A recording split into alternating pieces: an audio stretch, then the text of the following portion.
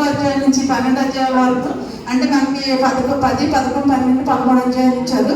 కానీ నేను మొదటి నుంచి కూడా 32 అధ్యాయాలు కనుక నీతిమంతుల గురించి నేను ధ్యానం అంటే బైబిల్ చదివినప్పుడు ఆయన కోట్ చేశారన్నమాట. నీతి మరణం నుండి రక్షిస్తాడు. యెహోవా నీతిమంతుని ఆకలి కొనియాడు. నీతిమంతుని తల మీదకి ఆశీర్వాదంగా వచ్చును.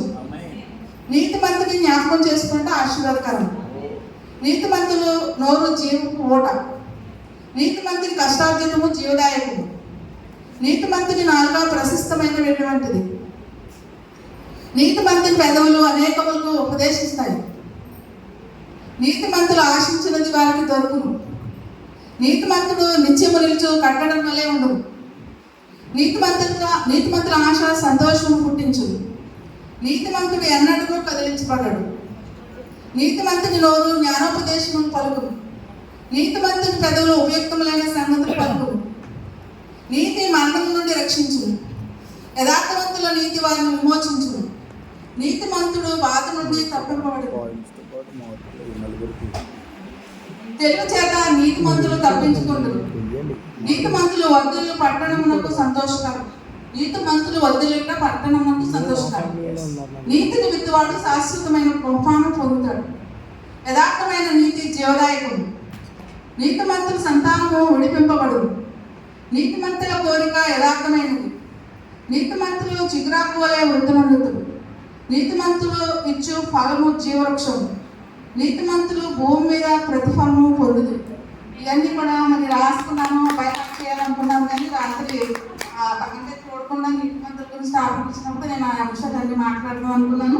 అలాగే నీతిమంతులు యాకోబు, నోవాహు, యోబు గారు, తర్వాత హానోకు, వీళ్ళందరూ కూడా ముగ్గురిని కూడా నేను డైలీ సర్వీస్లో నేను రోజు ఉదయం పత్రికలో రాసినప్పుడు 11వ అధ్యాయంలో ఈ ముగ్గురిని కూడా నీతిమంతులుగా నేను ఆ రోజు చదవడం జరిగింది. రాసుకున్నప్పుడు వాళ్ళు నీతి యథార్థత కలిగి జీవించారు కాబట్టి వారు మరి నీతిమంతులుగా మరి గుర్తింపబడ్డారు. వారి కుటుంబాలను రక్షించుకున్నారు. వారి కుటుంబం దీవించబడింది. అలాగే వారి పిల్లల్ని సంరక్షించుకున్నారు. నీతిమంతుల కోరిక ఉత్తమమైనది. వారి పిల్లలు భిక్షమెత్తుకోకుండా నీతిమంతుల యొక్క పిల్లలు భిక్షమెత్తుకోకుండా చూడలేదని వాక్యం సెలవిస్తుంది. మరి అలాగే ప్రతి స్త్రీ కూడా మన బిడ్డల్ని ఏ రీతిగా మనం పెంచాలో ప్రతిదీ కూడా యథార్థత నుండి అబద్ధాలు ఆడటం నుంచి ఏదైనా అన్నప్పుడు దాన్ని ఖండించడం మనం నేర్చుకోవాలి.